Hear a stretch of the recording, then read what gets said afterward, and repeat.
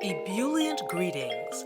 I'm your host, Jacquie Bird of Jacquie Bird Spiritual Wellness, your guide to stress and anxiety relief, mindfulness, awareness, self-care, self-love, and personal growth. Welcome and thank you for joining me as we roll with peace in mind. Hello, beautiful people. I hope you're doing well, and if you're not, I hope you'll be doing well soon. So, this chat is going to be about considering the consequences. That's what today's riff is. But before I get to that, I've got some business to attend to.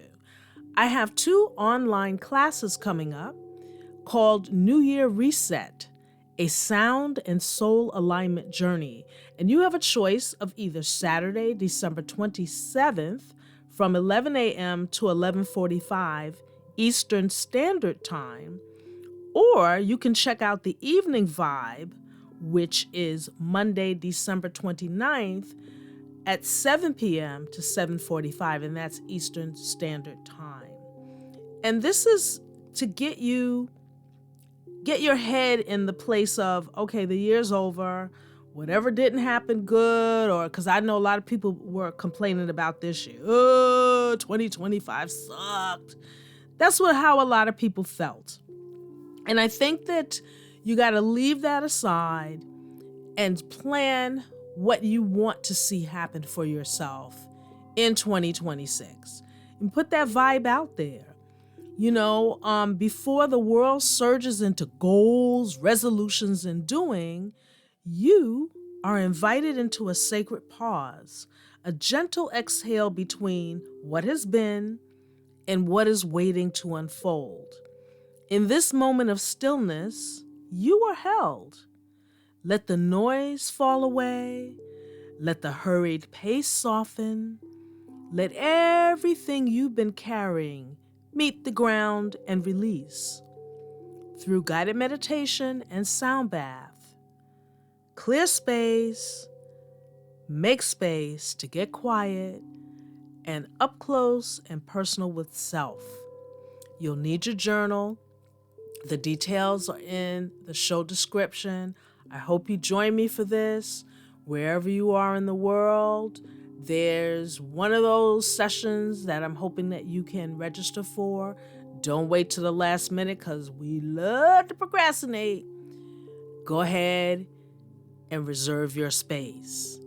Again, that is New Year Reset, a sound and soul alignment journey with me online Saturday morning, December 27th, or Monday evening, December 29th.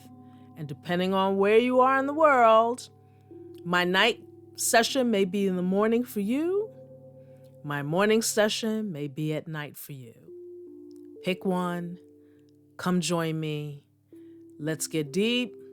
Let's relax. Let's let go. And let's plan and send the energy out for what you want to see happen in 2026. And as I said, today's riff is consider the consequences. When we're little, there are endless lessons on the consequences. Don't touch that fire. It's hot and you'll get burned. But some of us did it anyway. And what happened? Ow, it's hot. Ow, burns. Wah! Screams, bellows, sobs, etc. Then you might have heard, don't climb up there, you'll fall. But some of us did it anyway. Bam! Howls, screams, bellows, sobs, etc. Don't put that in your mouth. You'll swallow it. Yeah, some of us did it anyway, perhaps swallowing it and having to go to the hospital. Childhood was ripe with lessons on the consequences. When doing XYZ can give us ABC and beyond. So many of us learned the hard way, but we learned. But did we? Are we learning? Are we considering the consequences before doing, thinking, or saying something? So, those of you that listen to my podcast, you know my folks were strict. I mean, 17th century strict. And if caught, my punishment was a 16th century sentence. Off with her head and all that jazz. Well, I still got my head, but my upbringing was definitely on the abusive, eccentric side, especially as I hit double digits. Because before my mom died, I didn't get punished. I did something wrong. Okay. The way that my mom would, I said I didn't get punished. I did get spankings, but I didn't need to get them that much because once was enough. And it's like, okay, mommy, I'm gonna do right. But once my mom died and my whole life changed because my dad went more alcoholic, abusive, and my stepmother was in tandem with him, the punishments were, as I said, on the medieval side. So, when I hit double digits, daddy didn't play. So, man, the goal was not to get caught, as I knew the consequences would be dire. Now, I was a good kid, but I was a bit of a tomboy. I was a full-fledged tomboy. And one day I went to school sporting a large wooden bracelet that my dad had made. He was teaching himself the art of wood carving and had begun making bracelets. I was in the 7th grade at the time, and I'm traveling between classes in the stairwell, heading down while this boy was heading up the stairs, and he decided to bother me, because that's what boys do, young or old. And he grabbed my arm.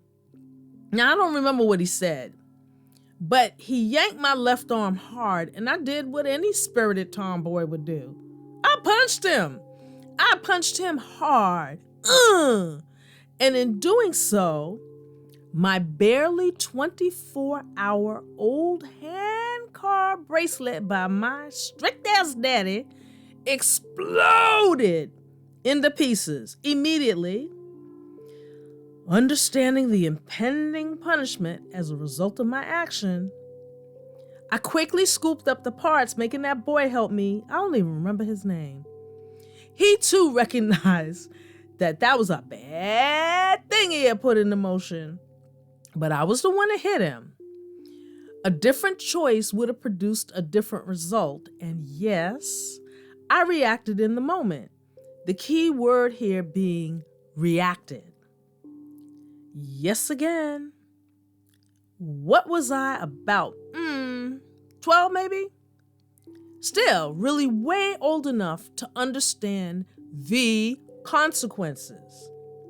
I went to work mentally, creating a scenario of why, of what happened. And, it was flawless. It was flawless. I had it in my mind. I knew what I was going to say when I got home. And it was brilliant. I was going to say I fell. I fell down the stairs. Yep, that's it. I fell down the stairs. That was the answer. That's what I'd tell him.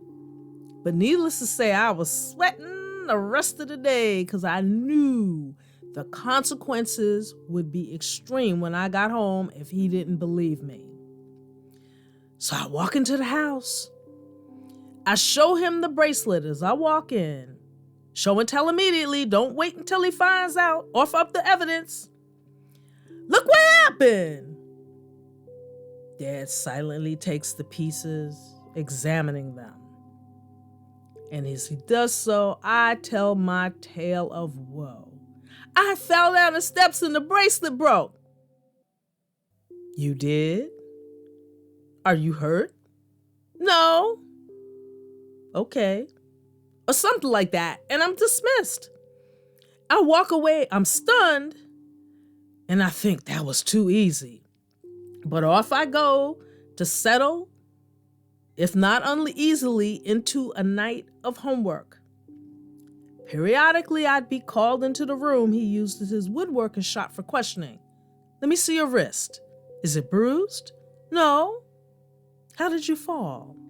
I tripped. Now, that wasn't out of the norm. I was really clumsy, still am. Always bumping into things or tripping, and the tour de force, of course, was falling. So that was not new. Did you fall forward or sideways? Think fast, girl. Forward.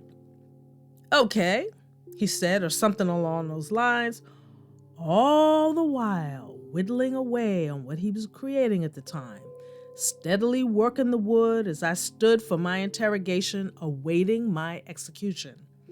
The sound of the file on wood, very vivid in my mind. Shoo, shoo, shoo, shoo. But oh wow, once again, I was dismissed with my head still attached. Whew, okay, I breathe. And this drama played out repeatedly for the rest of the evening. Periods of wondering if I got over, followed by moments of puzzlement. Why was he asking all these questions? Definitely off balance because his behavior wasn't what I was expecting at all. Bedtime. I walk into the room to say my goodnights, saying to myself, I think I'm gonna make it. But no. He stands up with the broken pieces of bracelet in his hand, looking at me pointedly. I know that look, and I think it's time to die. From glowering eyes, he says, you didn't fall. Me, wide-eyed innocence with a twinge of guilt. No, you didn't fall. Because if you did, you would have had bruises, and he points, here, here, and here. And you would be hurting there, there, and there. If you had fallen the way you say, that would have sent you downward at a whatever degree angle, causing you to hit the steps at a blank degree angle. Good Lord, Daddy was analytical. Gangster like that. Analytical gangster. And the bracelet would have broken here, here, and here in X number of pieces. Oh my God, the torture of that day was worse than him yelling. His quiet laser-like deduction was like the knife cut I would get 3 years later. Oh no, not by him, by another stupid boy. That's another tale for another time. So I came clean. I told him what happened, the whole ridiculous thing. I was so ashamed because I realized it was stupid. It was stupid. And I was just, my being so ashamed was worse than any punishment. Gosh, that was rough. I was dismissed. But the torture continued for a few days afterwards because I wasn't sure if he was done. But I could tell, however, that he was very, very disappointed. Kiddos coming of age lessons. Ouch. They come fast and hard as a child. Some of us still have the scars to prove it. But what the heck happens in adulthood? We become so self-absorbed by our racing random thoughts and all the never-ending stuff we gotta do that we tend to forget to consciously weigh the consequences of our thoughts, words, and actions. Oh, sure. We're not totally unconscious to possible outcomes, but on a day-to-day, what am I doing, thinking, how are my actions influencing the whole tip? Many times that gets glossed over, our vision a bit nearsighted, unless it's something like relocating, buying a car or house, or other big-ticket items. In those cases, we may do in-depth research or hire an advisor. But starting in our tweens through adulthood as a whole, it seems like actions and consequences don't reside in the same basket. There are so many things we tend to put in between those two, like profit, greed, and power. The hell with what may come afterwards. Just let me get mine. I don't care if people are dying, sick, or destitute. I want as much power and glory as possible. I don't care if I'm burning down the entire Amazon. I want the profits from Palm or whatever the heck they're planning. I don't care if I'm wrecking the environment. That's a hoax anyway. I don't care. Career first. Career over everything. I want money over everything. That is what tends to happen to us. And it's totally devoid of considering the consequences. It's all about I want. Consequences be damned. Or I don't want to do what I don't want to do and I ain't doing it. So what if people are dying? I don't believe it anyway. Or whatever. It's like we just don't seem to want to come together in harmony, unity, all that stuff. So, when you don't look at the consequences of your actions, your thoughts, your deeds, you can become very, very short-sighted, narrow-minded, and selfish. Mindfulness is considering how your actions could harm or positively benefit yourself and others. What are the consequences of this action I take or omit? Will it benefit me and ultimately others? Or will it harm me, harm others? Awareness is seeing the possible consequences and acting accordingly. Now, that doesn't mean you're going to see everything. There are too many variables. But your consciousness, intent, and awareness, or lack thereof, puts so much into motion. Ever since I saw the film The Matrix, I can't think of the consequences without hearing the Merovingian's voice. Causality, action, reaction, cause and effect. Thus reminding us for every action, there is a reaction or effect. In other words, the consequences of said action or actions. So often as we move into our teenage years, and even more so as an adult, we claim it's not our fault or we blame others for stuff, not really cognizant that our every thought, our every action creates a ripple effect that we put into the life flow stream, an energy, a vibration, a frequency, a momentum. Remember that everything is energy. Becoming mindful and aware of our thoughts and actions to know and to understand the why of why we do something, say something, think something, is us claiming and being responsible for our actions. Yeah, I know. That can seem like an awful lot of work, and it is, until it becomes part of your fabric.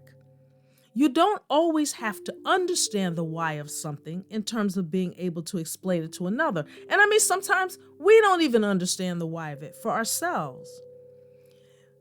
Intuition springs from our inner selves and connected to a higher source, and our thinking mind does not speak the language of that, so it cannot begin to translate. The inner knowing of the why, you knowing you, are being moved by intuition is knowing the why in a way. And if others don't understand, no, that'll make it your problem.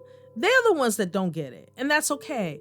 People have like visions of creating something and somebody else will go, that's not going to work. Or, I don't get it. Or, that's ridiculous. Oh, you should dump that. You should do this. They have no idea what your vision actually is because it's coming from a higher source. So, in considering the consequences in regards to a decision or action, first of all, you must be aware of what you are deciding upon has consequences.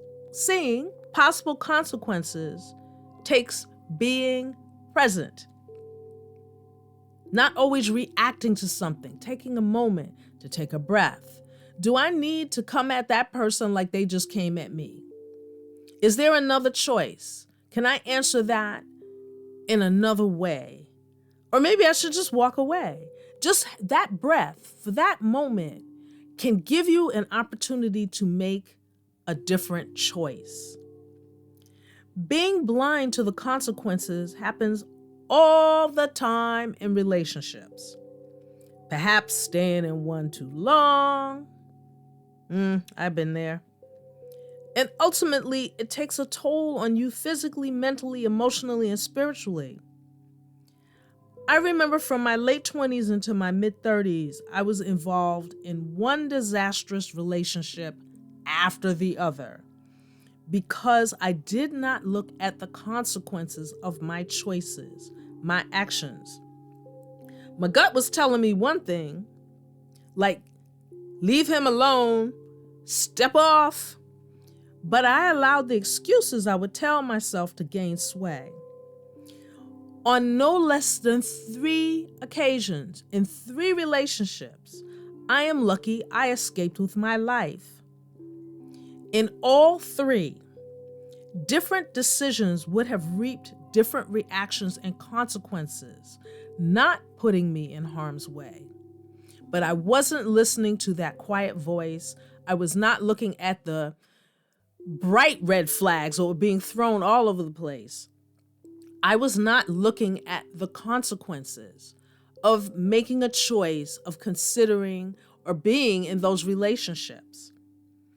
And relationships are one of the hardest things to see, that our choices are entwined with the consequences. You get that lesson back real fast. Like being with folks that are not a good match, or were once a good match, but no longer. We enter into relationships with folks who may not show us who they truly are until after the honeymoon period is over. But we so often tell ourselves we're not seeing and feeling what we are. Once they start behaving badly, we make excuses for them. And we make excuses for why we won't let go. Like, oh, they said they were sorry. And we had the best makeup sex ever. That means they love me. Oh, they cried and they promised they'd never do it again. Or, as in a case that I was in, they flip the script on you and make you feel like the villain by blaming you for whatever occurred. And yeah, I was in a relationship like that. And that's one of the ones where I could have lost my life because being with this person put both of us in a very dangerous situation. And, this person, if I caught them cheating, before I knew it, I was on the defensive. I was wrong. And I had the red flags, all over the place. Red flag, red flag. But I didn't consider the consequences of continuing in that relationship until, as I said, I almost wasn't going to be here because of a situation that we were put in that could have gone another way and we would have been dead. So, you don't want it to get dramatic to that point. If you have the slightest inkling someone isn't right for you, ditch them because the consequences will not be to your liking. Sometimes we can sidestep falling into the vat of suffering, but we gotta pay attention. And I know, and I'm hearing this a lot from folks, I don't want to be alone. I don't want to be by myself.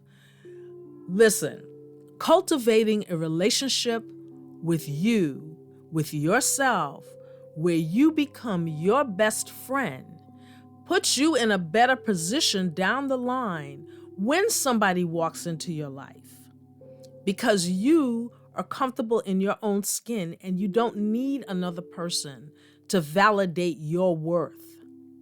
The consequences of your decision to choose self-love first will always reward you in riches.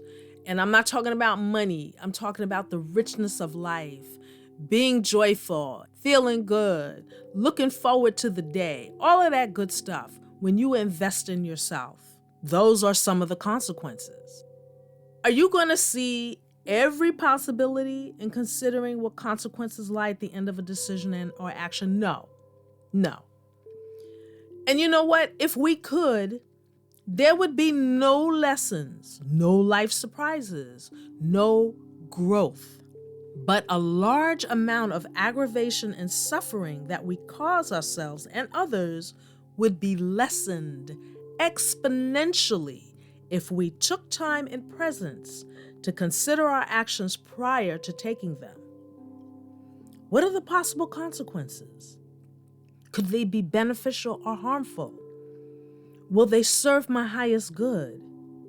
Will they advance my cause or hinder it? Is it useful or not useful? What is my intention here? What do I want? Will it cause me more unwanted problems or be a solution? Am I making this decision out of fear? Will it bring me joy or agony and headaches? We gotta take the time to consider. And it's not like you gotta go on a mountaintop away from family and friends and think, okay, what are the consequences? But sometimes you do have to step away. Go stand by a pond or water. Go sit in nature, sit by a tree, and just feel and be one with nature. And a lot of times, a lot of answers come in terms of which direction to go in. And they come in terms of what's going to offer the best path. And again, to quote the mirror vision of the Matrix, yes, of course. Who has time? Who has time? But then, if we do not ever take time, how can we ever have time? Taking moments in presence to ask yourself these questions prior to decision-making, action-taking will solve you a lot of trouble in the short or long run. Becoming mindful is key. Thank you so much for listening. Be sure to visit my website, go to my wellness events, sign up for my classes that are coming up at the end of December. And if you're hearing this after December, check out that site anyway, because I will have other classes coming up in the new year. In the meantime, sending you lots of peace and light energy. And remember to always roll with peace in mind.